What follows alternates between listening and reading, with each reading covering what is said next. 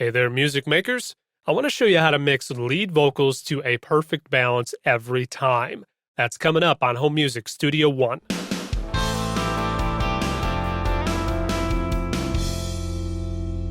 All right, hey there, guys. Dave Maxey here from HomeMusicStudio1.com. Welcome to the show. This is the place where you can learn to produce professional quality home music studio recordings, and you can do that even on a limited budget. I want to show you how to mix lead vocals to a perfect balance every time. Perhaps you've wrestled with getting that lead vocal, or maybe in your case, it could even be a lead instrument to sit right in that sweet spot in any project or track that you're working on. You've wrestled with sometimes having it so far out in front where it's good and heard, but yet it feels like it's in its own space from the rest of the tracks in your project. Or when you bring that lead track, lead vocal, lead instrument back down into the mix, it feels like it's buried, even though you can hear the other elements. So how do we get that lead vocal or lead instrument to set perfectly where we need that to be so that everything is supporting the lead vocal, but yet can still be heard and has its place within that track? Well, this is the technique that I call yielding to the lead vocal. And at this point, the first thing I'm going to do within this project is go ahead and get all of my elements in my mix in place, okay? So to be fair, if I flip over to the mix view and we look at what's happening with the lead vocal, we've got obviously a lot of tracks in this project. I'm using gating. I've got some auto-tune happening, just kind of zero in my pitch there with the lead vocal. And this track, by the way, is a song called Desperately. I've used this before in previous lessons, but this is an original here. So kind of cleaned up my lead vocal. I've got some EQ, some compression. I'm doing some parallel compression. Got lots of other elements in there that make up this lead vocal track. Let's listen to this in the context of the mix, and then we'll zero into what's happening, and I'll show you how to apply the yielding to the lead vocal technique. How long will I hunger to see and to hear the words of my Father to live? Okay, that gives you an idea of what we've got going on. Now at this point, I'm going to go ahead and I've got things set up.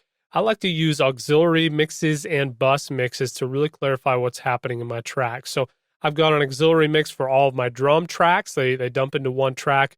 An auxiliary mix for all my backing vocals. They dump into their own aux send, as well as all of my guitars, my keyboards, synths, and all of the outputs from those aux tracks are dumping into a music bus. If it's the vocals, backing vocals and lead vocals dump into their own bus, bass and drums dump into their own bus, and then all of my reverb delay type effects dump into their own bus as well. So at this stage, just to kind of simplify things, I'm going to mute the music bus, and I'm going to also mute the effects bus. And this is how I would use the yielding to the lead vocal technique. For starters, we'll go over here, unsolo this right here, which is my lead vocal auxiliary bus. And then we'll mute the backing vocals. So at this point, in this main vocal bus right here, we should only be hearing the lead vocal. And then what I'm going to go ahead and do is pull this bass drum track down, okay? So what I want to do to implement this technique is just make sure that all the work that I've done on my lead vocal, it's ready to go with my effects, my delays, my reverbs, my width, all the tone depth, width, and dynamics that I've manipulated. I'm pretty good to go. I'm going to make sure now that the peak of that lead vocal track does not go above -6, and I really want to find that sweet spot between -12 and -6, somewhere in there. The reason we do this is we're establishing headroom to prepare the track for mastering. This is a post-production phase, not mastering, so we're not after max volume at this point. We're after headroom, okay? Good, clean signal with headroom. So I'm going to take this fader, and I'm just going to make sure that at the loudest point of my lead vocal, which is going to be maybe somewhere over here if we look at the waveform, that loud point pushes that track to where it's not peaking above -6 and somewhere just above -12. Let's listen. Be loud to be like you, every part of me.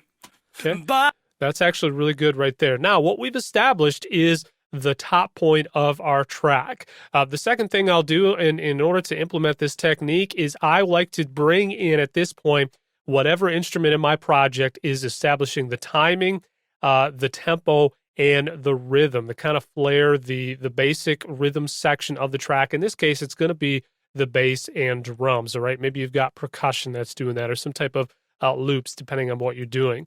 So I'm going to bring this in and make sure that this yields to the tone, depth, width, and dynamics of my lead vocal. Okay, so let's go ahead and do that. Be loud to be like you. Every part of me. By your grace, I will run to where you are. Okay, it's actually pretty good. We'll knock that down just a touch one more time. Be loud to be like you. Every part of me. Okay, now what we have, even though we don't have our effects in there just yet, we've obviously controlled those with our other aux mixes. I've got that muted in this bus. What we've got now is a good, clean rhythm section with the lead vocal. Okay, the lead vocal is not buried. It's not sitting so far on top of the mix. It feels like it's in its own space. It's right in the sweet spot. Okay, now I want to make sure that you understand, because I've done things through auxiliary mixes, I've got a massive amount of control at this point. So the next thing I'm going to do is really bring in my backing vocal mix. I've got several backing vocal tracks. You can see what they are here.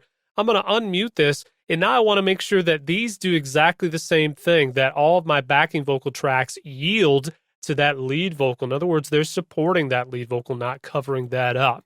We'll go ahead and hit play, and we'll bring that in. Be loud to be like you. Every part of me. By your grace, I will run to where you are. Okay, obviously, according to your style, you want to bring that in there. I think that's pretty good for what I'm after right now. Now, from this point, we've got a couple other elements in our song. We've got, of course, some guitars. We've got some effects.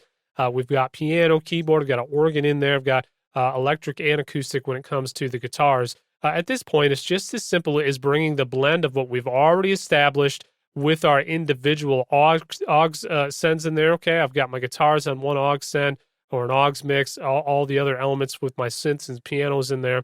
I'm just going to bring the music in now to where it yields to that lead vocal without covering it up. Let's go ahead and do that. Be loud to be like you.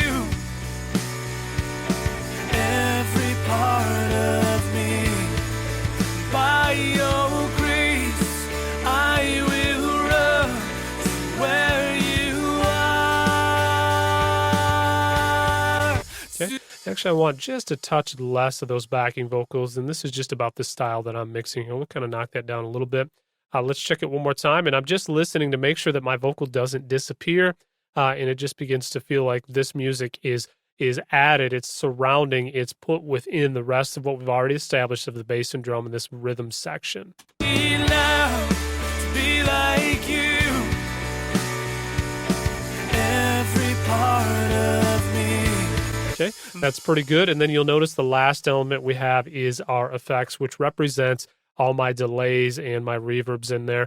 And we can bring this now in as well, and you'll begin to hear some depth up here into our otherwise dry mix. Be loud to be like you. Every part of me.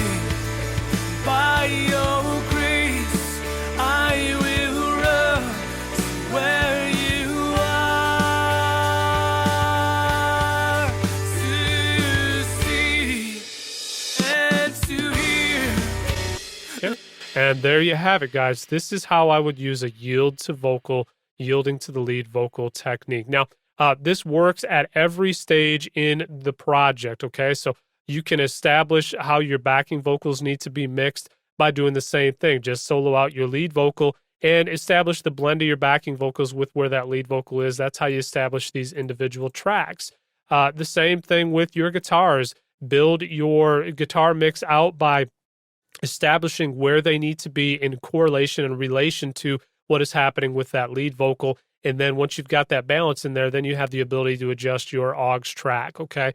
So the bottom line at the end of the day is we're making sure that at no point, no element of our mix pushes over in tone depth, width, and dynamics of that lead vocal track. It's giving us a nice, good balance in there. And then the other thing this will really help to do is if you follow this technique and you find that as you begin to bring your music in, that your lead vocal begins to disappear, that's also going to help you identify maybe you've got some mids, too much mids in some of your guitars, or you've got certain elements that cover that up.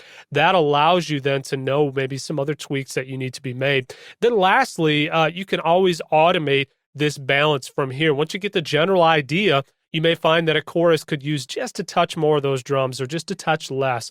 You can automate your backing vocals. All those things all work very well, but establishing first the yielding to the lead vocal technique goes a long, long ways, even though it's not a very complicated name and it's not a very sophisticated idea for this technique. It's very powerful to really help zero in your mix. So hopefully, guys, this has been super helpful to you. Make sure to click like and subscribe. If you got any questions or comments, leave them at the bottom of this video.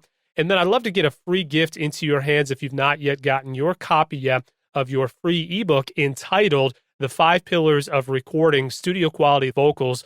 You can go ahead and click on the link just below this video. Drop your email in there so I know where to send that free ebook, and I'd love to do that. That'll also sign you up for my free affordable home recording tips newsletter, where I send great information out every week exactly like this one. Until next time, guys, this is Dave Maxey with HomeMusicStudio1.com.